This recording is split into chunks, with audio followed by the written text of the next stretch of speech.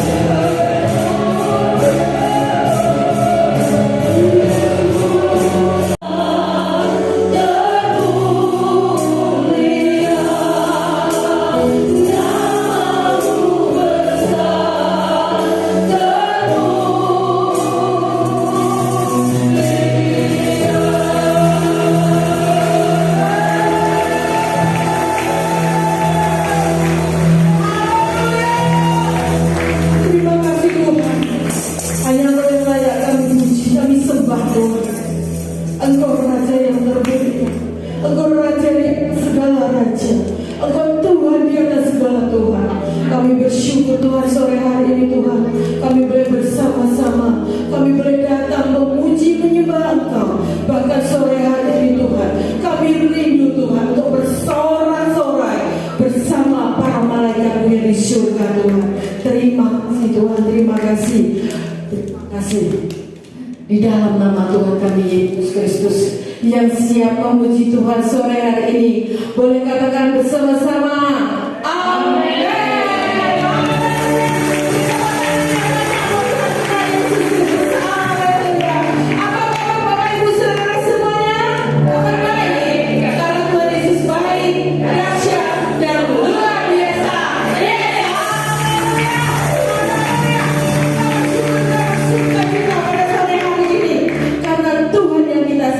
Bukan Tuhan yang mati, amin. Tuhan kita sudah bangkit hidup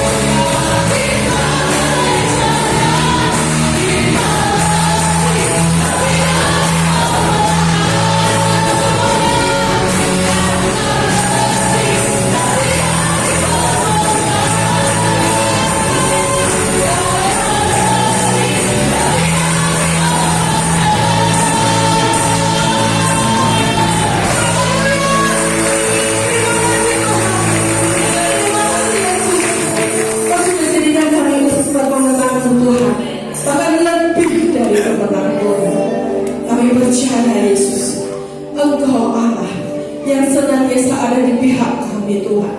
Engkau Allah yang senantiasa membela kami Tuhan. Kami percaya hanya Engkau Allah yang layak kami sembah. Kami tinggikan Engkau Tuhan. Terima kasih Tuhan. Haleluya.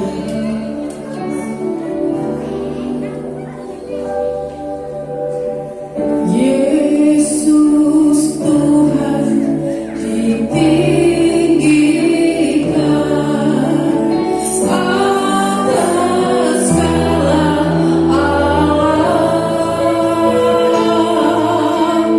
dimuliakan dan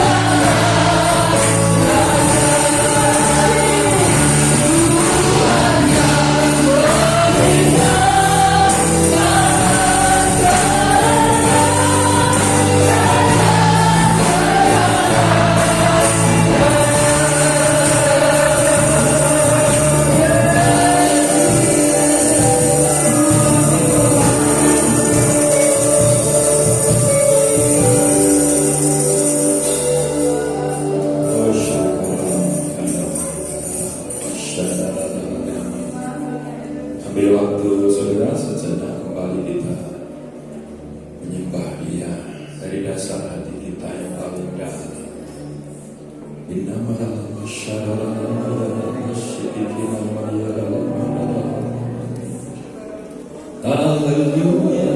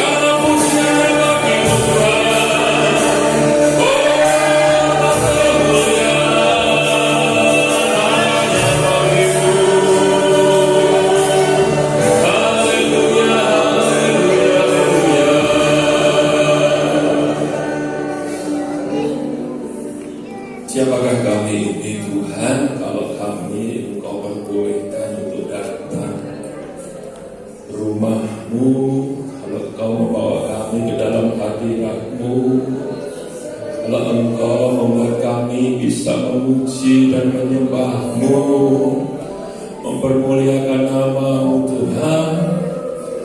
Kami sangat tidak layak kalau bukan karena Engkau yang sudah mati berkorban bagi kami, menebus kami. Darah-Mu sudah tercurah, Engkau membawa kami ke dalam hadirat Bapa di surga. Ini semuanya karena kebaikan dan kemurahan Tuhan. Terima kasih Tuhan, di sore hari ini Tuhan, kami sungguh bersyukur oleh karena besar anugerah-Mu dalam kehidupan kami. Kami merasakan segala kebaikan Tuhan yang sudah Tuhan nyatakan di dalam kehidupan kami. Sebab itu Tuhan, kiranya Engkau juga menerima pujian dan pengagungan kami di hadapan-Mu pada sore hari ini. Sekiranya menyukakan hati Tuhan, sekiranya seperti dupa yang harum di hadapan-Mu Bapa. Terima kasih dan kami membuka hati ini Tuhan untuk kebenaran firman-Mu. Kami tidak bisa hidup tanpa firman Tuhan. Kami melangkah kami di dalam kegelapan tanpa firman Tuhan. Sebab firman-Mu itu adalah pelita bagi kakiku dan terang bagi jalan-jalan hidup kami Tuhan. Segala batu, semak duri yang ada di dalam diri kami Tuhan, biar Engkau menyingkirkannya. Jadikanlah hati ini menjadi tanah yang subur di hadapan-Mu. Itu hati yang percaya dan menerima firman Tuhan. Hati yang tidak bimbang, ragu, cemas, kekhawatiran, tapi kami mau menerima dengan sungguh-sungguh benar firman-Mu. Roh Kudus, Engkau yang menolong setiap kami untuk kami ini dapat menangkap kebenaran firman Tuhan dan membuat kami mampu menjadi pelaku-pelaku firman. Terima kasih. Kau mengurapi setiap kami tanpa terkecuali. Dalam nama Tuhan Yesus Kristus kami sedia menerima kebenaran firman Tuhan. Sama-sama kita katakan amin.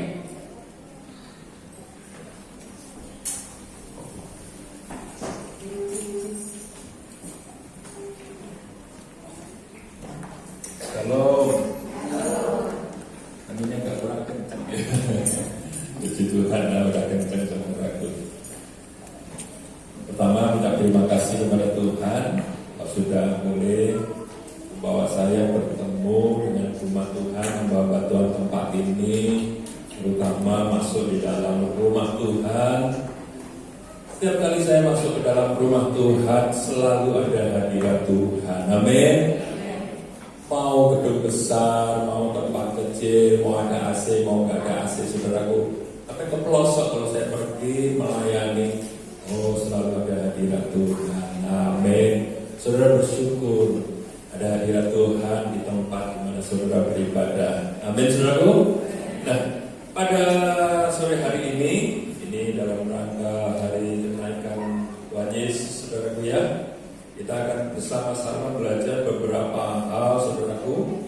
Beberapa waktu, 40 hari yang lalu kita sudah merayakan kebangkitannya dan sudah kita mendapatkan firman Tuhan berkenaan dengan kematian dan kebangkitan Tuhan Yesus Kristus. Pasca, saya percaya Bapak Ibu semua sudah mendapatkan kebenaran firman Tuhan. Amin. Sudah, angkat tangan, saudaraku. Sudah paham pasca, amin. Nah, sekarang kita belajar lagi. Saya percaya kita diingatkan kembali akan peristiwa kenaikan Tuhan Yesus. Ada beberapa ayat yang akan kita baca. Pertama kita akan melihat dahulu Matius 28, 18 sampai 20.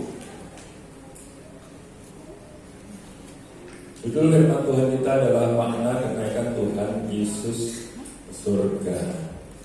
Ini nanti kalau kita bahas satu-satu, saudaraku ya, itu semua sudah kita nyanyikan, hampir semua sudah kita nyanyikan. Jadi kita dibawa kepada kebenaran firman Tuhannya. Matius 28 ayat 18 sampai 20. Mari kita baca bersama-sama. 2, 3. Yesus mendekati mereka dan berkata, "Kepadaku telah diberikan segala kuasa di surga dan di bumi. Karena itu pergilah, jadikanlah semua bangsa muridku, dan baptislah mereka dalam nama Bapa dan Anak dan Roh Kudus. Dan ajarlah mereka melakukan segala sesuatu yang telah Kuperintahkan kepadamu. Dan ketahuilah aku menyertai kamu senantiasa sampai kepada akhir zaman." Lanjut dalam Kisah Rasul 1 ayat 9 sampai 11. Kisah Rasul 1 ayat 9 sampai 11. Kisah Rasul 1 pasal 1 ayat 9 mulai, kita baca bersama-sama lagi. 2, 3. Sesudah ia mengatakan demikian, terangkatlah ia disaksikan oleh mereka, dan awan menutupnya dari pandangan mereka. Ketika mereka sedang menatap ke langit waktu ia naik itu, tiba-tiba berdirilah 2 orang yang berpakaian putih dekat mereka, dan berkata kepada mereka, "Hai orang-orang Galilea, mengapakah kamu berdiri melihat ke langit? Yesus ini yang terangkat ke surga meninggalkan kamu, akan datang kembali dengan cara yang sama seperti kamu melihat ia naik ke surga." Ini ada kata Galilea, saudara. Saudara kok gak gembira? Haleluya. Amin. 2 ayat lagi, bagian pertama. Lukas 24 ayat 51. Lukas 24 ayat 51.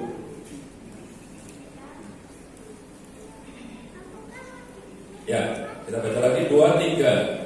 Dan ketika ia sedang memberkati mereka, ia berpisah dari mereka dan terangkat ke surga. Markus 16 ayat 19. Markus 16 ayat 19. Ya, kita baca lagi 2, 3. Sesudah Tuhan Yesus berbicara demikian kepada mereka, terangkatlah ia ke surga, lalu duduk di sebelah kanan Allah. Nah, saya mencatat ada 5 bahkan 6 berkaitan dengan kenaikan Tuhan kita Yesus Kristus. Saudara bisa menemukan lagi, saudaraku ya. Bagian yang pertama dari ayat-ayat yang kita baca tadi saudaraku ya, Yesus itu naik, bukan naik ke Gunung Hermon, bukan naik ke Gunung Sinai, bukan naik yang ke gunung tertinggi di dunia, gunung apa, puncak gunung Himalaya atau Everest seperti itu saudaraku ya, lebih tinggi lagi, melewati segala langit, naik ke, ayo kita jawab, naik ke surga.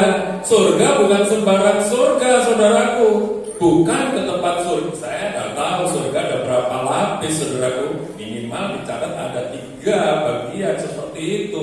Tetapi yang jelas dia naik ke surga bukan ke tempat bersama-sama yang lain, di tempat yang bagaimana, tetapi suatu tempat yang sangat istimewa. Dari ayat yang kita baca, dia naik kemana? Duduk di mana? Sebelah kanan Allah Bapa di surga.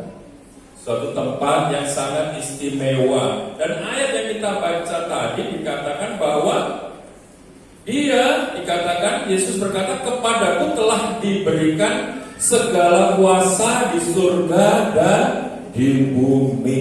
Pujian tadi sudah mengujikan ini saudaraku, kuasanya begitu besar saudaraku, sudah diberikan kepada Tuhan kita Yesus Kristus.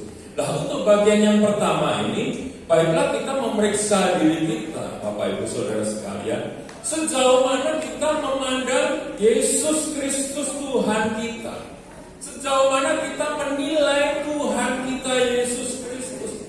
Apakah dia itu hanya sebatas yang sudah pernah menolong kita, menyembuhkan kita seperti tabib-tabib, dokter-dokter pada umumnya, atau dia lebih dokter yang lebih luar biasa lagi, atau dia sudah memberkati saudara, hidup saudara yang tadinya susah, masalah ekonomi Tuhan tolong, atau masalah keluarga dan lain sebagainya, atau dia itu yang mengetahui bisa menubuatkan seperti nabi seperti itu, atau sebatas mana kita ini melihat posisi Yesus di dalam hidup kita, saudara. Hari ini biarlah kita memeriksa diri kita. Kalau kita sudah menempatkan bahwa memang tempatnya Yesus itu adalah dia ada di sebelah kanan Allah Bapa yang bertahta di dalam kerajaan surga, dan segala kuasa sudah diberikan kepadanya di surga dan di bumi, suatu tempat yang sangat tinggi, mengatasi segala hal. Lagu tadi kan demikian. Kalau kita belum, mulailah kita harus memikirkan, menempatkan sebagaimana Tuhan itu di mana seharusnya kita memikirkannya. Kita ini saudaraku ya, bagaimana kita bersikap juga berkaitan dengan posisi Tuhan kita Yesus. Makanya Bapak Ibu Saudara tidak ragu untuk memuji dan menyembah Tuhan, mengagung-agungkan Tuhan. Kalau kita tidak memiliki suatu pandangan atau pengertian tentang siapa pribadi Yesus Kristus, kita menjadi ragu untuk memuji Tuhan, untuk menyembah Tuhan. Sek-sek gitu. Apa itu? Kenapa aku harus menyembah dia? Siapa dia? Dia kan cuma begini, cuma begitu. Tetapi kalau kita mengetahui siapa dia sesungguhnya, saya percaya kita tidak akan ragu, bahkan kita dengan rela rendah hati untuk datang memuji dan menyembah Tuhan kita. Amin. Dia adalah Tuhan kita Yesus Kristus. Itu adalah bagian pertama. Mari kita memeriksa diri kita. Bagian yang kedua, ada lagunya juga, yaitu di dalam Yohanes 14 ayat 1 sampai 3. Jadi beberapa bagian ini tujuannya untuk memeriksa diri kita, saudara, yang sebagai sejauh mana kita mengenal dia dan sejauh mana kita ini seharusnya bersikap. Yohanes 14 ayat 1 sampai 3. Kita akan cepat saja. Ya, kita baca lagi. 2, 3. Janganlah gelisah hatimu, percayalah kepada Allah, percayalah juga kepadaku. Di rumah Bapakku banyak tempat tinggal. Jika tidak demikian, tentu aku mengatakannya kepadamu. Sebab aku pergi ke situ untuk menyediakan tempat bagimu. Dan apabila aku telah pergi ke situ dan telah menyediakan tempat bagimu, Aku akan datang kembali dan membawa kamu ke tempatku, supaya di tempat di mana aku berada, kamu pun berada. Bagian kedua, kenaikan Yesus Kristus. Dia duduk di sebelah kanan Allah Bapa di surga. Dia juga melakukan sesuatu yang dikatakan terlebih dahulu di dalam Yohanes 14 ayat 1 sampai 3 ini, yaitu Ia menyediakan tempat bagi kita di rumah Bapa di surga. Amin. Artinya kehidupan kekristenan ini, kehidupan kita tidak hanya melulu kehidupan di dunia ini saja. Amin. Kehidupan kita tidak hanya sebatas hidup di dunia ini saja. Asal hidupku baik sudah cukup. Asal aku tidak menyakiti orang lain sudah cukup. Nanti urusan itu aku tidak tahu lagi. Tetapi sebagai umat percaya, Tuhan sudah mengatakan, dan Dia naik ke surga, Dia menyediakan tempat bagi kita di surga. Artinya kita memiliki kehidupan setelah kita berakhir hidup kita di dunia ini. Ada kehidupan di depan, dan kehidupan itu adalah kehidupan yang jauh lebih baik daripada kehidupan semasa kita ada di muka bumi ini. Karena Dia menyediakan tempat bagi kita, dan Dia katakan, di mana aku berada, kamu pun berada. Masalah apa di dunia ini yang membuat kita tidak memikirkan kehidupan kita? Seberat apa hidup di dunia ini yang membuat kita tidak lagi memiliki pengharapan bahwa Dia menyediakan tempat di sini? Sesulit apapun persoalan kehidupan yang kita hadapi, janganlah kita ini berpikir bahwa seperti ini hidup ini, dan kita tidak memiliki pengharapan, dan kita kemudian bahkan melepaskan kepercayaan kita kepada Tuhan. Percayalah bahwa Dia menyediakan tempat bagi kita bersama-sama dengan Dia di rumah Bapa di surga pada waktunya. Amin. Jangan tinggalkan Tuhan oleh karena persoalan. Jangan tinggalkan Tuhan oleh karena jabatan. Jangan tinggalkan Tuhan oleh karena keuangan.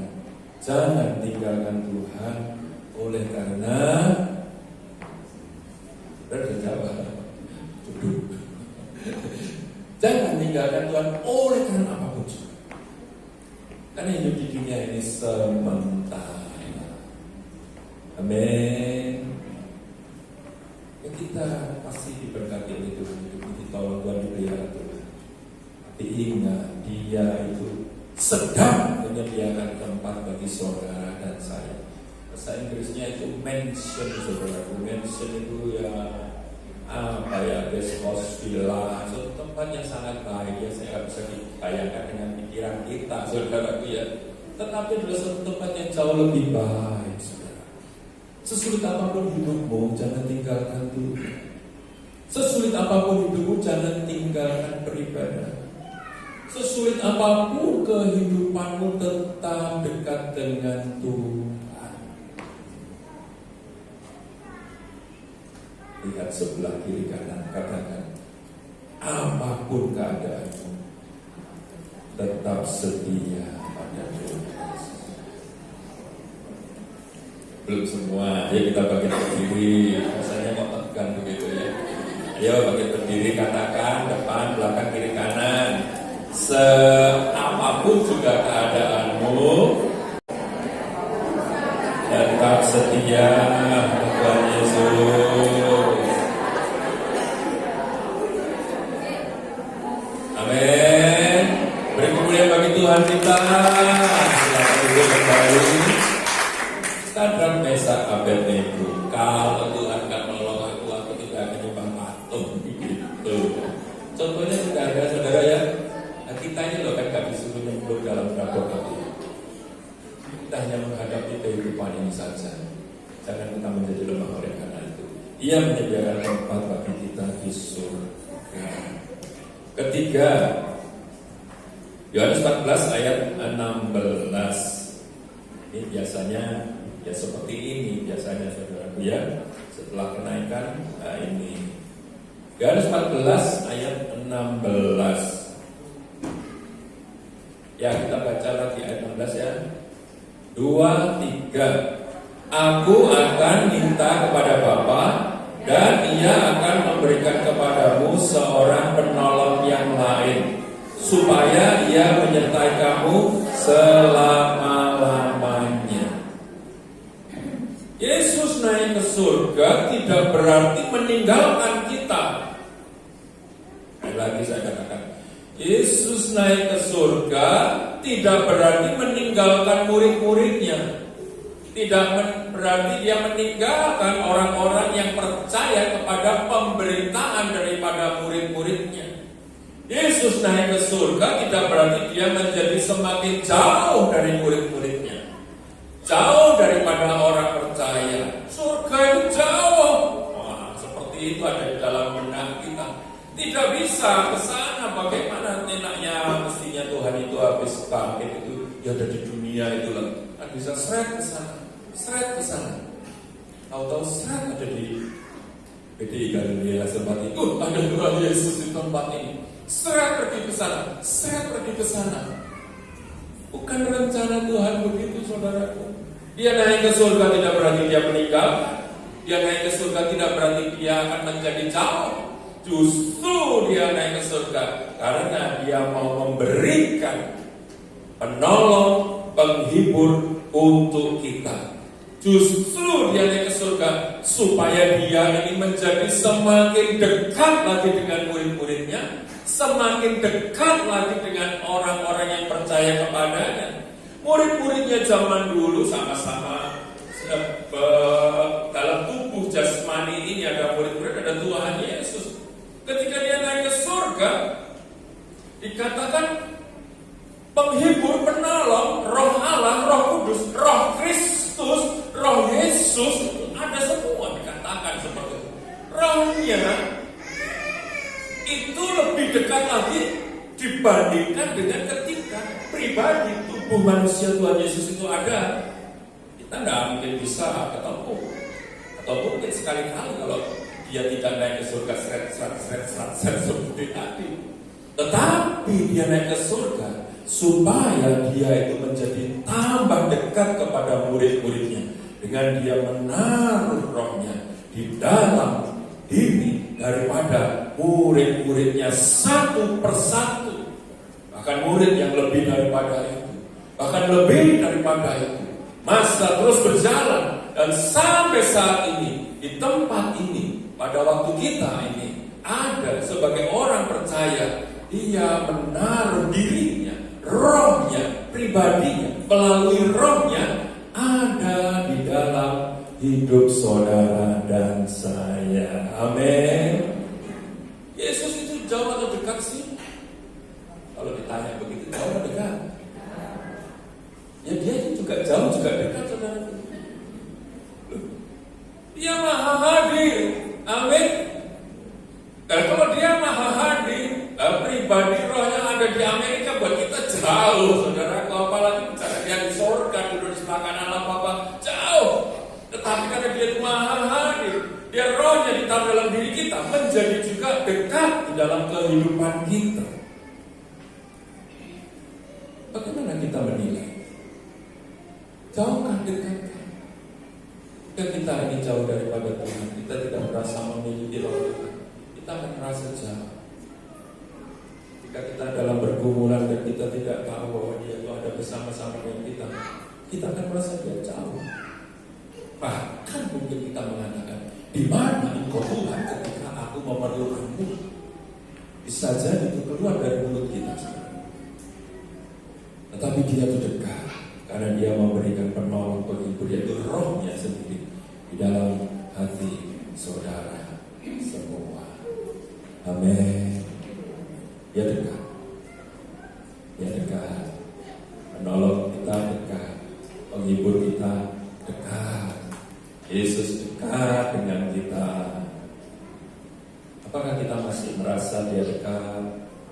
Ataukah hari-hari kita merasa bahwa dia jauh.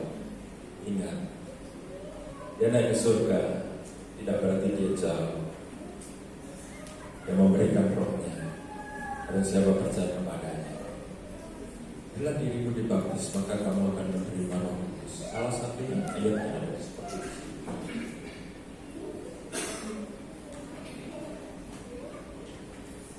Ada roh Allah di dalam hatimu. Amin. Katakan sebelah, Yesus dekat. Ada rohnya di dalam hidupmu. Yesus dekat. Ada rohnya di dalam. Kalau dia dekat, kalau penghibur itu dekat, kalau penolong itu dekat, nah, itu titik, saudara memikirkannya sendiri. Saudara, bagaimana kita bersikap? Dia sudah dekat. Dia yang bagian pertama tadi, yang memiliki kuasa di surga dan di bumi itu dekat dengan saudara. Kuasa di surga dan di bumi, saudara, itu ada di dalam hidup saudara. Pikir sendiri, seharusnya kita ini bersikap bagaimana? Apakah perlu kita ini menjadi ragu lagi? Apakah perlu kita ini bimbang lagi? Apakah perlu kita ini kemudian bingung menghadapi hidup ini? Kalau kita masih bingung, ragu dan lain sebagainya, datang pada Tuhan. Tuhan pada kita, sampaikan apa saja yang ada di dalam hidupmu kepada dia, karena dia itu dekat, ada bersama-sama dengan saudara. Dia dekat juga memiliki arti bahwa kita tidak bisa menutup diri kita, menyembunyikan apa yang ada di dalam diri kita kepada Tuhan. Bahkan dia di dalam hati kita, artinya dia juga mengetahui segala isi hati kita, saudara. Dia di dalam hidup kita, dia juga mengetahui segala perilaku kita, saudara. Tidak ada yang bisa kita sembunyikan di hadapan Tuhan. Kadang-kadang suami istri masih ada disembunyikan, gitu ya. Periksa dompetnya, cuma ada selembar 50-an. Padahal di sebelah lain cepitan-cepitan itu ada lagi selembit itu kan. Ya aku pengen kopi gitu, seperti itu. Tempat ini nggak ada. Ada? Ibu-ibu ada nggak tempat ini? Bapak-bapaknya gitu? Nah, nggak ada ya. Atau bapak-bapak ada nggak ibu-ibu yang ngomong duitin teh pada rinci? Nah. Kita bisa berbicara menyembunyikan dari pasangan kita. Anak-anak bisa menyembunyikan dirinya daripada orang tuanya. Nggak ngomong kepada orang tuanya bahwa dia itu lagi senang sama si A, si B, si C. Bahwa dia itu lagi begini. Dia menyembunyikannya. Teman dekatnya saja yang tahu. Orang tuanya nggak tahu.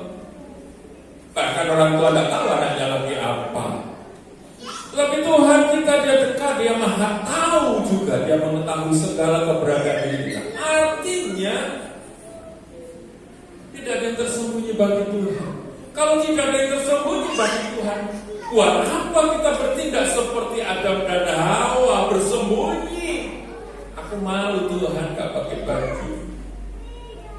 Karena kita ini terbuka di hadapan Tuhan. Sebab itu kepada Tuhan terbukalah. Amin. Hal yang baik gak usah dia mengomongkan kepada Tuhan. Tuhan aku sudah begini. Nah, Tuhan lagi ya dia tahu. Justru ketika kita ini dalam hal yang tidak baik dalam diri kita datang seperti pemulung sukai duduk di paling belakang. Ini aku Tuhan, aku salah. Aku banyak melakukan hal yang tidak benar di hadapan. Iya, kau tahu segala keberadaan. Kerinduanmu Tuhan tahu. Keinginanmu Tuhan tahu. Keinginan daging kita juga dia tahu, saudara. Terbuka di hadapan Tuhan. Amin. Tidak perlu lagi ada yang kita sembunyikan di hadapan Tuhan kita. Apa yang ingin kau sampaikan, sampaikan. Karena dia dekat. Penolong itu dekat. Roh Tuhan sudah tahu dalam hidup saudara. Oh, dia akan menyertai kamu selama-lamanya. Amin. selama-lamanya, saudara. Selama-lama. 1, 2, 3, sudah 4. Roma 8 ayat 34. Roma 8 ayat 34. Ya, kita baca bersama-sama lagi. 2, 3. Kristus Yesus yang telah mati, bahkan lebih lagi yang telah bangkit, yang juga duduk di sebelah kanan Allah, yang malah menjadi pembela bagi kita. Yang keempat, dia naik ke surga, duduk di sebelah kanan Allah Bapa. Dia itu adalah imam besar dan pembela bagi kita. Oleh karena darahnya, ya, kita ini sudah ditebus. Oleh karena darahnya, kita ini sudah dimenangkan, dibebaskan lebih daripada pemenang. Oleh karena darahnya, sehingga tidak ada lagi yang bisa mendakwa kita. Dia adalah pembela kita. Tidak kata di dalam hal yang tidak baik dalam kehidupan kita, mungkin si iblis mendakwa, anakmu kuwilu, jadi ini pelayanan yang bini, ngomong saya itu saudaraku, bukan saudara. Tapi lo hidupnya begini lo. Saya menyadari keberadaan diri saya datang kepada Tuhan. Tuhan tidak ada yang tersembunyi bagi. Kau yang menguduskan aku, menyucikan aku, sudah menebus aku, darah yang menguduskan. Tuhan itu di sebelah kanan Bapa di surga menjadi pembela. Amin. Menjadi pembela, menjadi pembela. Diurutkan segala pelanggaran kita, segala kesalahan kita oleh si jahat. Ditulis sampai puluhan ratusan kertas berlembar-lembar. Kalau satu rem begitu yang zaman dahulu ada kertas yang gandeng terus itu saudara ya. Kalau sekarang kan sepotong-sepotong, dulu ada yang gandeng-gandeng begitu. Itu di-print segala pelanggaran anak-anak Tuhan. Wah, banyak sekali. Ini loh sejak dari lahirnya. Mungkin sejak mulai mengenal dosa, dicatat saudaraku. Itu membuat anak-anak Tuhan merasa berdosa, membuat anak-anak Tuhan didakwa. Kamu gak pantas, kamu itu begini, kamu itu begini. Kok jadi singer, kok jadi WR, kok main musik, kok doa, kok menjadi tim besuk, kok menjadi pendoa, kok jadi terima tamu, kok jadi ini, kok jadi ini. Didakwa saudara. Yesus adalah pembela kita. Darahnya sudah tercurah bagi saudara dan saya. Ketika kita percaya kepada Dia, terus kita kan hanya menyadari diri kita, mengakui dia dapat Tuhan. Tuhan bilang, ya kalau dibilang orang kok begitu, katakan kalau timbangan itu ya, ini tumpuan kita, catatan dosa dalam timbangan itu juga dengan setetes darah Yesus yang suci. Gimana lagunya dia? Beriku selamat, apa ya, damai dan abadi. Tetes darah Yesus cukup untuk menjadi pembela saudara dan saya. Amin. Kita sudah ditebus oleh Tuhan. Jangan mau kita ini didakwa. Jangan mau kita ini didakwa oleh orang lain, oleh diri kita sendiri, oleh si jahat yang membisiki kita, mau mendakwa kita. Hari-hari kita ini didakwa terus. Gak pantas gue. Tujuannya untuk menjatuhkan kita.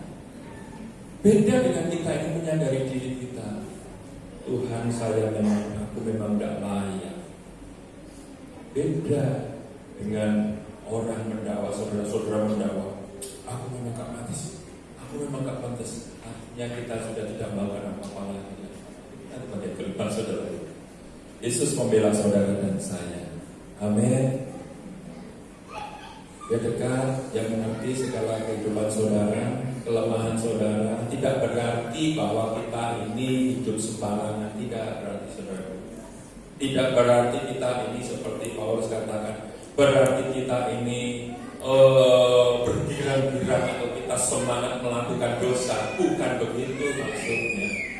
Tetapi Dia adalah pembela saudara dan saya. Kalau kita melakukan kesalahan, datang kepada Tuhan, Dia menjadi pembela kita. Amin. Itu adalah bagian yang gampang. Ya, jadi tidak ada di antara kita. Kalau saudara masih merasa gak pantas, nanti sampai kita ini dipanggil Tuhan, ya begitu terus kita tidak melakukan apa-apa. Kita mengecilkan arti pengorbanan Kristus. Ingat, Dia adalah pembela saudara dan saya. Kelima, saudaraku, habis.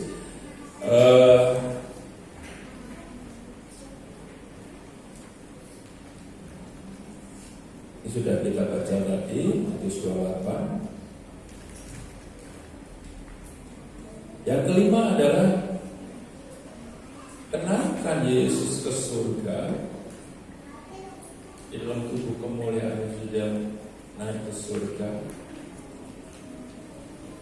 Dia itu sedang mempersiapkan dan menjadikan kita menjadi bagian dalam pembangunan tubuh Kristus.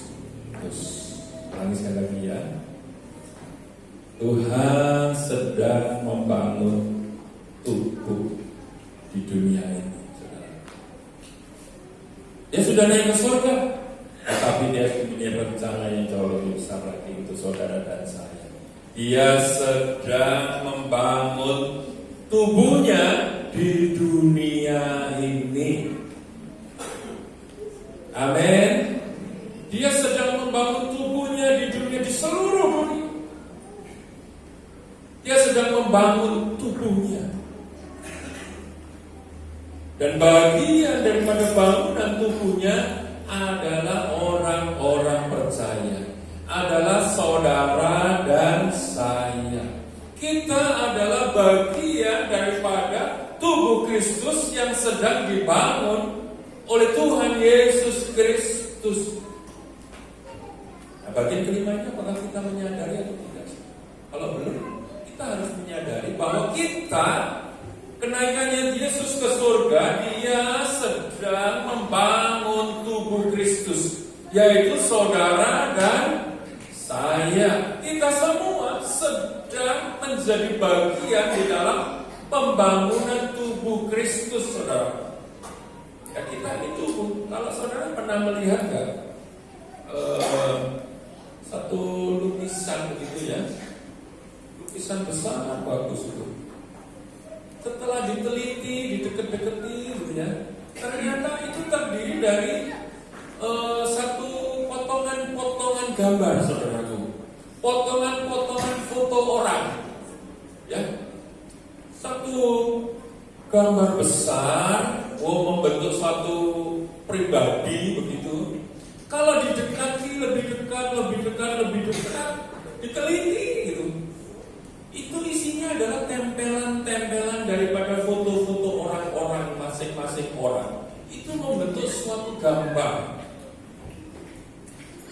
Atau kalau anak-anak itu yang mengenal namanya Lego, saudara ya.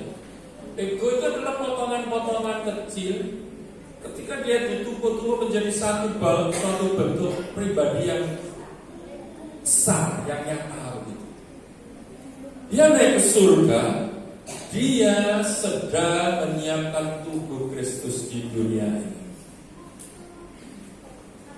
Kalau siapa suka nonton ya zaman dulu tuh film anak-anak itu, tahu-tahu kumpul jadi satu,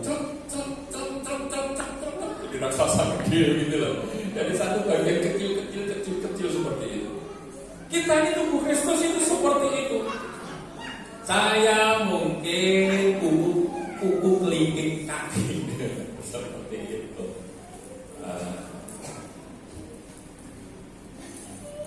Jayadi mall. Oh ya, nah, seperti itu Pak Eko. Kenapa Pak? Maunya apa Pak?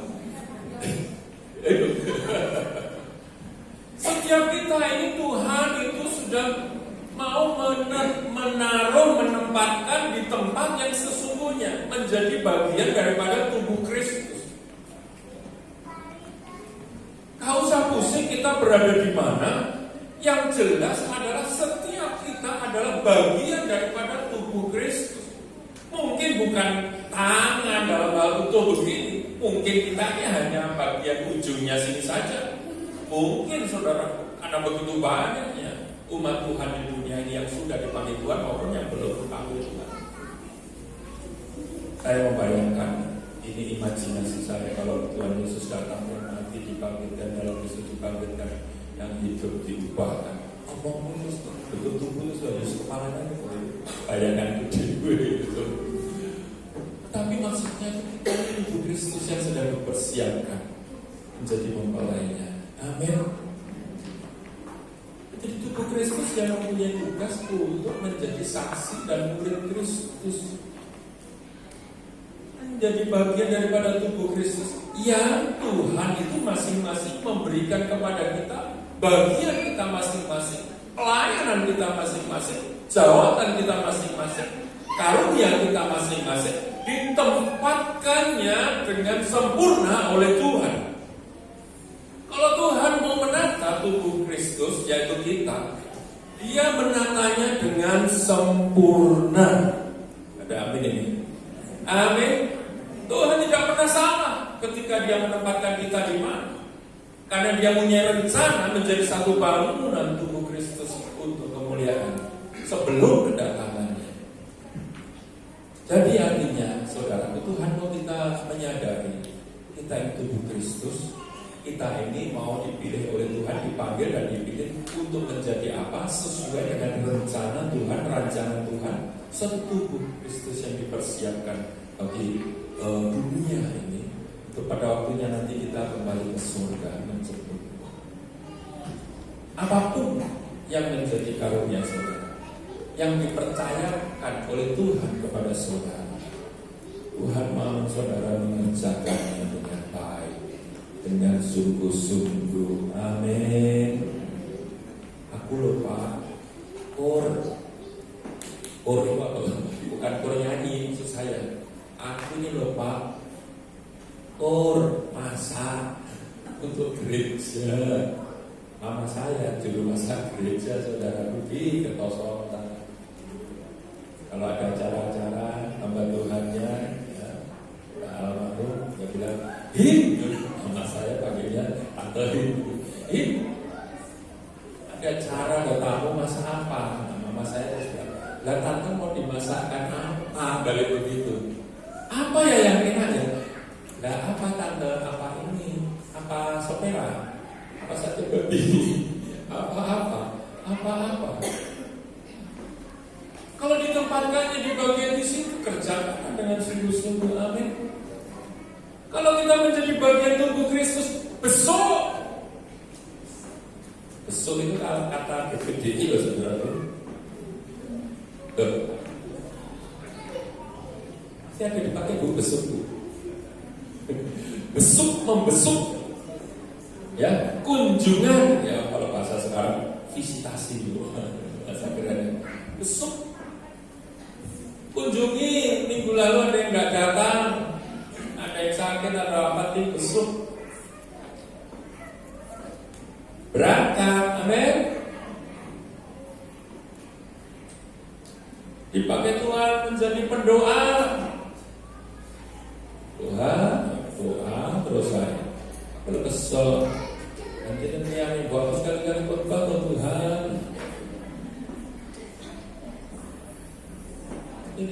Jadi berdoa. Jangan pengen jadi pembicara. Menjadi berdoa, bilang ke Tuhan, Tuhan aku menjadi donatur. Nah gitu loh. Ayo mau gak saudara aku berdoa saja. Tuhan itu menempatkan masing-masing yang terbaik, saudara. Di dalam gereja lokal, di dalam satu sinode, keseluruhan sinode, keseluruhan umat Tuhan. Tuhan itu mengatur segala sesuatunya sebenarnya, saudara. Dia sudah menempatkannya dengan tepat. Dia tidak salah di dalam milih seseorang. Dia tidak pernah salah di dalam memanggil seseorang. Aku kok bosan ya jadi datang pada Tuhan. Ini bagian daripada tubuh Kristus. Jadilah kehendak-Mu Tuhan, setia saja. Kalau sampai akhir hidupmu kau dipercaya untuk bagian itu, ya setia saja sampai akhir. Amin.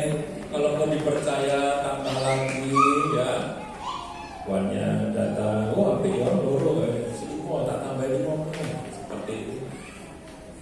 Itu artinya tanggung jawab yang lebih besar lagi, saudara. Kita semua adalah tubuh Kristus, bagian daripada pembangunan tubuh Kristus. Mari kita kerjakan. Dan hal yang sama kita menjadi saksi Tuhan. Dan hal yang sama kita juga menjadi murid Tuhan. Haleluya. Tidak ada gereja yang sempurna, saudara. Tidak ada satu gereja yang komplit tubuhnya.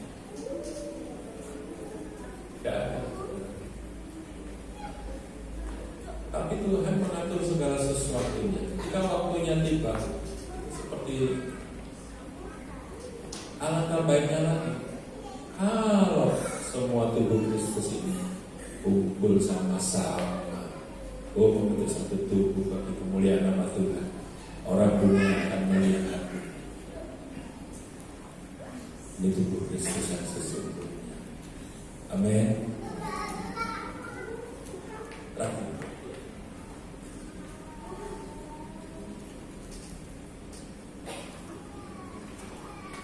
Lima, tadi sudah ingat ya. Kalau saudara belum ambil bagian, percaya saudara itu bagian daripada tubuh Kristus.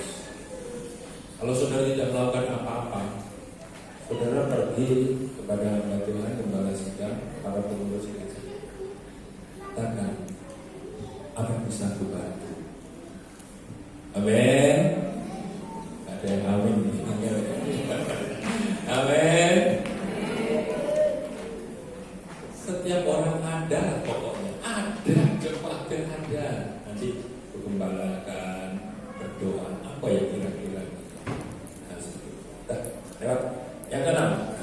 Yang keenam, 1 Tesalonika 4 ayat 16 sampai 17. 1 Tesalonika 4 ayat 16 17. Yang kita baca 2, 3. Sebab pada waktu tanda diberi, yaitu pada waktu penghulu malaikat berseru dan sangkakala Allah berbunyi, maka Tuhan sendiri akan turun dari surga, dan mereka yang mati dalam Kristus akan lebih dahulu bangkit. Sesudah itu kita yang hidup, yang masih tinggal, akan diangkat bersama-sama dengan Dia dalam awan menyongsong Tuhan di angkasa. Demikianlah kita akan selama-lamanya bersama-sama dengan Tuhan. Ia akan menjemput kita kembali, seperti Yohanes tadi ya, sehingga membawa kita ke tempat di mana Dia ada. Hidup ini harus mempunyai pikiran seperti itu, saudara. Jangan berpikir soki bagiannya generasi ke depan. Setiap generasi kita, generasi masing-masing, harus memiliki pikiran bahwa Dia akan datang menjemput. Menanti-nantikan kedatangan Tuhan itu menjadi bagian umat Tuhan seluruh generasi. Ya, tidak hanya menanti-nantikan Tuhan datang menjemput kita, itu bagiannya generasi tua. Menanti-nantikan Tuhan, ya paling kalau dipanggil Tuhan juga. Bukan begitu, saudara. Setiap kita umat Tuhan, bahkan anak-anak harus kita kasih tahu. Kita harus memiliki sikap hati kita ini menanti-nantikan kedatangan Tuhan. Sekalipun ayat ini sudah 2000 tahunan yang lalu, saudaraku. Tuhan mau kita ini tetap memiliki, kita ini menanti-nantikan kedatangan Tuhan kembali menjemput saudara dan saya. Bukan kita ini nunggu mati, bukan. Bukan, saudara. Menantikan Tuhan akan datang menjemput umat-umat kesayangannya, saudara dan saya. Amin. Umat Philadelphia setia menanti-nantikan kedatangan Tuhan. Setiap kita biarlah memiliki di dalam diri kita, apapun yang sedang kita kerjakan, bisnis apapun yang sedang kita lakukan, pekerjaan apapun yang sedang kita lakukan hari-hari, situasi apapun yang ada di dalam kehidupan kita, harus tetap ada di dalam diri kita ini menanti-nantikan Tuhan datang yang kedua kali untuk menjemput saya. Amin. Perkataan ini akan membuat kita ini ya tahu bagaimana bersikap akhirnya. Kalau kita memiliki di dalam hati kita, dalam pikiran kita, Tuhan, aku menanti-nantikan Kau akan datang menjemput aku. Artinya itu juga membawa kita bagaimana kita ini melangkah mengisi hari-hari hidup kita. Yesus sudah naik ke surga, tapi malaikatnya bilang dia akan datang ke tempat kita untuk menjemput saudara dan saya. Dia datang di awal-awal, yang mati di dalam Tuhan akan dibangkitkan terlebih dahulu. Kita yang masih hidup diubah, kita diangkat ke awan-awan bersama-sama dengan Dia selama-lamanya. Amin. Dan hal kita pikirkan dalam kehidupan kita. Haleluya. Dan undang versinya. Oh syakaralah. Saya ingin memberi satu kesaksian, saudara-saudara. Dulu ketika saya masih SMA, saya SMA di Kertosono, saudara. Gereja saya di PBB Kertosono sana, ya. Dulu Kongkwe. Suatu hari hamba Tuhan datang memberikan suatu khotbah gitu. Saya sudah ikut dari gereja dari kecil, saudara. Nah, waktu itu ketika saya mendengar khotbah, saya merasakan sesuatu. Kemudian dia mengundang siapa yang mau menerima Yesus Kristus sebagai Tuhan dan Juru Selamat, maju ke depan. Saya mengambil keputusan itu. Saya maju ke depan. Zaman dulu saudara yang jejer-jejer seperti ini, jejer-jejer itu berlutut seperti ini. Saya paling pojok sini. Suatu terjadi, Tuhan memberikan satu bahasa yang baru taruh dalam diri saya. Kemudian saya mulai terus kuliah, saudara. Begitu masuk kuliah, saya pergi ke gereja IPDI di Bogor. Barusan almarhum Bapak Putus Kastanya, saudara. Karena saya ambil keputusan untuk dibaptis di sana di Bogor. Karena saya merasakan pertolongan Tuhan. Kelas 10 hari. Ada kelas 10 hari itu ya. Saya ikut kelas 10 hari. Pada hari yang ke-10 saya doa. Saya merasakan sesuatu tapi kok tidak tahu apa. Selesai doa 10 hari ini 10 saya pulang ke kos. Pulang ke kos saya di kamar tiba-tiba saya merasakan lawatan Tuhan begitu. Mulai berbicara berkata-kata dengan bahasa yang saya tidak mengerti. Terus berjalan, mulai belajar mengikuti panggilan Tuhan. Suatu hari dalam suatu acara di suatu gereja yang besar, ada maju ke depan, ada pengurapan minyak. Yang mau diberkati pergi ke hamba Tuhan yang ini, gereja lokal, hamba Tuhan yang di sini. Saya cari yang sepi, saudara, rasanya ada orang bule, tinggi putih, kelihatannya nggak terlalu ramai. Yang berkat ramai, saudara. Pokoknya saya mau rapininya. Dan tetap ngantri juga saking banyaknya, tapi sana lebih ramai. Begitu dekat, ya hamba Tuhan yang biasanya sampai muncul kakinya ke tangan seperti itu. Tiba-tiba gak kuat, saudara, berat, ada sesuatu berjalan dari mimbar sampai ke kursi saya itu paling belakang sana. Mulut saya bicara. Tuhan itu tidak pernah meninggalkan kita sendirian, saudara. Rohnya selalu ada bersama-sama dengan kita. Mau terus memenuhi hidup kita. Kalau mulai besok ada 2 hari, ambil kesempatan. Tak pengurapan yang baru kalau saudara ini belum pernah diurapi. Kepenuhan itu harus terus-menerus di dalam kehidupan kita. Tidak berarti bahwa dulu SMA karena dipenuhi Roh Kudus. Sudah cukup. Waktu saya di kuliah juga penuh sudah cukup. Oh, ada lagi pengurapan penuh sudah cukup. Kita ini Tuhan meninggalkan kita, Dia naik ke surga, Dia memberikan rohnya. Untuk apa? Supaya kita ini dapat berjalan bersama-sama dengan Dia, dipimpin oleh Roh. Amin. Haleluya. Satu pujian berhembuslah Roh Kudus tempat ini.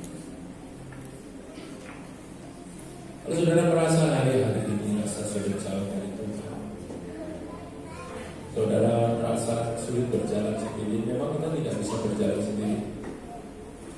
Ambil waktu 10 hari mulai dari hari ini. Minta penolong penghibur itu, Dia kembali memenuhi hidup kita. Amin. Mari kita panggil berdiri.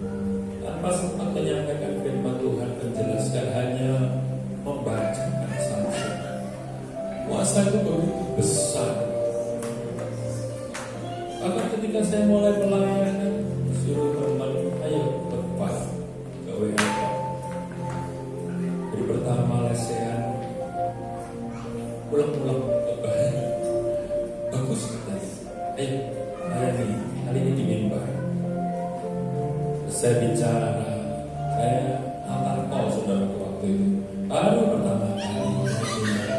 mulut saya. Orang-orang di atas gunung sana semua maju ke depan. Waktu itu saya nggak siap dan mengerti. Setelah itu berbicara, aku itu melawat,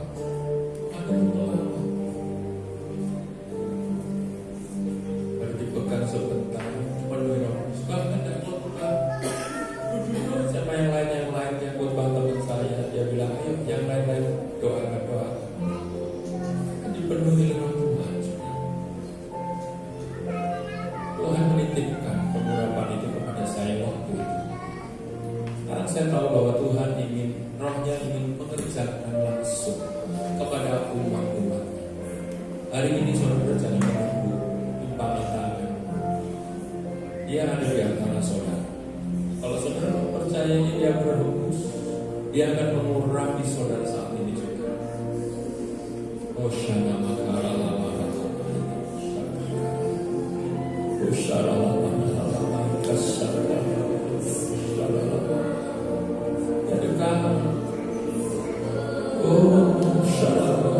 kalau saudara masih belum buka hati untuk menerima dia saat ini, buka hati.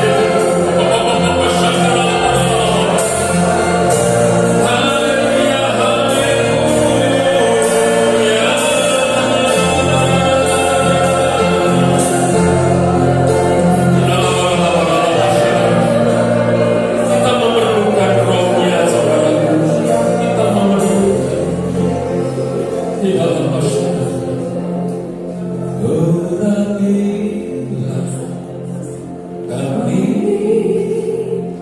dengan minyak baru. Terus berdoa, terus berdoa. Biar Elsie yang menyanyikan. Irama masyarakat, masyarakat. Oh,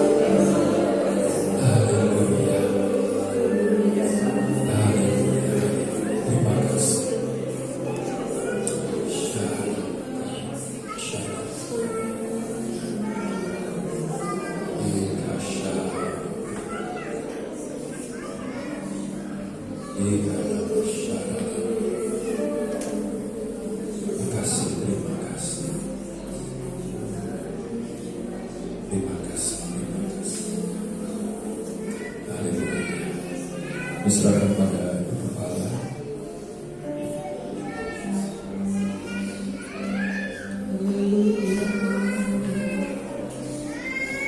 Terima kasih Yesus. Haleluya. Haleluya. Terpujilah namamu. Glory, glory, Yesus.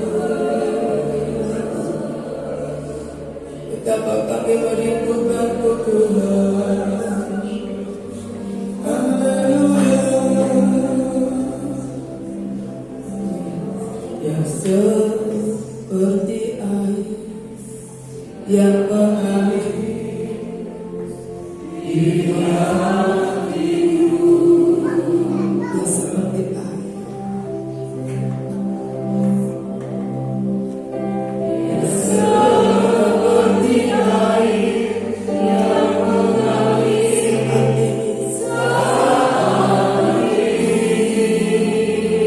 yang menjamah hatiku,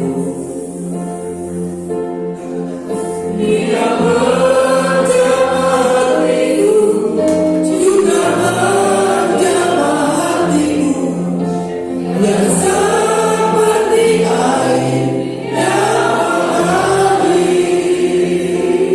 yang seperti air, yang seperti air yang mengalir di hatiku. Terima kasih Tuhan. Haleluya. Yang seperti air yang mengalir saat ini, yang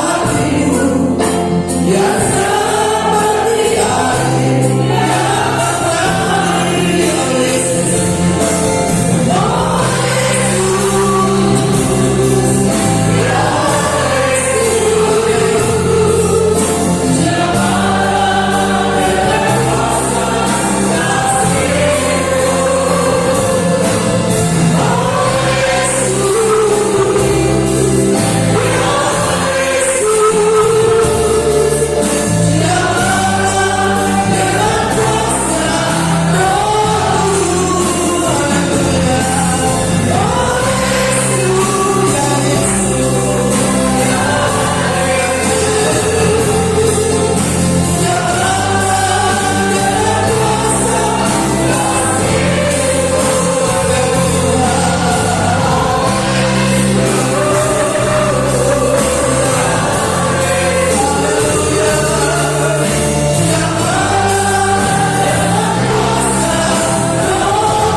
menjamah hatiku, juga menjamah hatiku, yang seperti air yang mengalir. Haleluya. Kami merindukan Engkau lebih lagi ya Bapa. Dalam kuasa Roh Kudus mengalir, memenuhi setiap anak hati yang haus akan Engkau. Kuasa Roh Kudus mengalir kepada setiap hati yang merindukan Engkau, mengalir setiap hati yang mengasihi Engkau malam hari ini Tuhan. Dan kami adalah orang-orang yang merindukan Engkau. Kami adalah pribadi-pribadi yang selalu rindu akan Engkau Roh Kudus. Karena kami tahu ketika Roh Kudus ada dalam hidup kami, menyertai kami bukan sebulan, 2 bulan, setahun, 2 tahun, tetapi janji-Mu Roh Kudus menyertai kami, menolong kami selama-lamanya. Karena itulah yang kami rindukan dalam hidup kami Tuhan. Manusia menolong kami terbatas, manusia menyertai kami terbatas, orang-orang yang kami kasih, orang-orang yang dekat dengan kami menyertai kami terbatas, menolong kami Roh Kudus yang menyertai kami tanpa batas. Sebab kami terus merindukan Engkau, karena kami tahu Engkau yang punya surga dan bumi, Engkau yang punya kuasa surga dan bumi. Engkau naik ke surga, Engkau memberikan penolong kepada kami, dan Engkau menjadikan tempat bagi kami.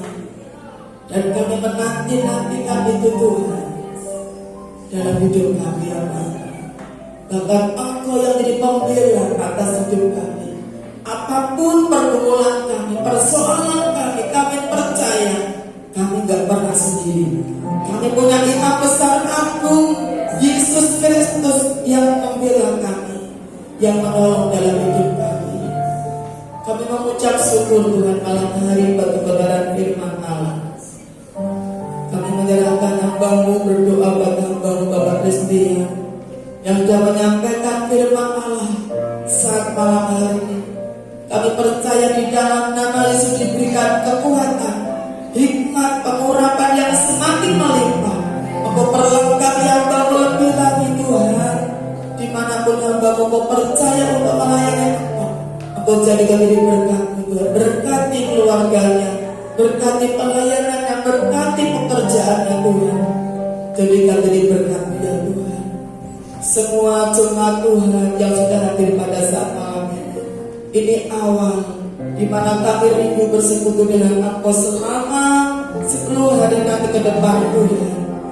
Berikan kami kekuatan, berikan kami kemampuan, berikan kami kesempatan Tuhan, untuk kami seperti murid-murid Tuhan. Mereka selama 10 hari mereka bersehati, mereka bertekun, mereka berdoa bersama-sama, menantikan janji Bapa. Dan itu akan digenapi Tuhan. Dan kami percaya umat-Mu di Galilea. Berikan kebersamaan kami malam ini hati yang mengasihi Tuhan, hati yang haus dan lapar akan Tuhan, hati yang merindukan Tuhan lebih daripada segala yang ada. Engkau memberkati pelayan-pelayan yang melayani hari ini Tuhan. Engkau memberkati kota kami, memberkati bangsa kami Indonesia. Pelayan-pelayan yang akan melayani sepanjang 10 hari ke depan, Engkau mempersiapkan, Engkau mengurapi, Engkau memberkati. Biarlah tempat ini kami bisa menikmati hadirat lewat pujian penyembahan lewat doa kami 10 hari.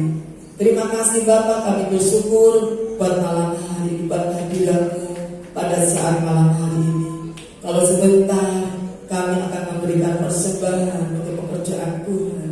Kuduskan setiap korban persembahan kami. Apa yang kami lakukan adalah semuanya boleh menyenangkan hati Tuhan. Manakala usai daripada ibadah ini, kepulangan kami ke dalam pertolongan Tuhan. Diberkatilah ketika Engkau masuk dalam rumah Tuhan. Diberkatilah ketika Engkau pulang dari tempat ini. Diberkati kesehatan-Mu, diberkati keuangan-Mu, diberkati rumah tangga-Mu, diberkati usaha pekerjaan bisnis-Mu, diberkati sekolah dan kuliah-Mu, diberkati pelayanan-Mu. Ketika Engkau di rumah, ketika keluar rumah, Tuhan menjaga keluar masuk-Mu. Terimalah anugerah-Mu, sisa dan berkat yang datang dari Bapa di surga, kasih sayang daripada Tuhan Yesus Kristus, dan persekutuan Allah Roh Kudus menyertai hidupmu mulai hari ini, esok sampai Maranatha. Tuhan datang menjemput umat yang setia sampai akhir hidupnya. Di dalam nama Tuhan Yesus Kristus yang diberkati sama-sama.